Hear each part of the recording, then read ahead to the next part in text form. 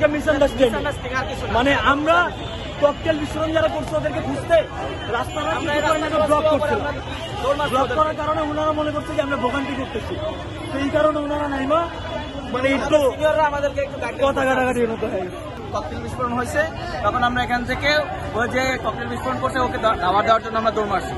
দৌড় দেওয়ার পরে ওকে আমরা পাই না খুঁজা।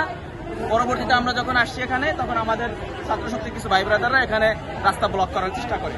তো আমাদের এনসিপির সিনিয়র নেতৃবৃন্দ আসা ওনাদের বলছে যে তোমরা এখান থেকে রাস্তা ছেড়ে দাও, এখানে যানজট এখানে আটকে যাবে, অতএব তোমরা এখান থেকে ছেড়ে দাও, সামনে হসপিটাল, এখান থেকে যাতায়াতের জন্য হবে। সাথে সাথে এটা অন্য একটা পার্ট, এটা অন্য কিছু না, মিসআন্ডারস্ট্যান্ডিং।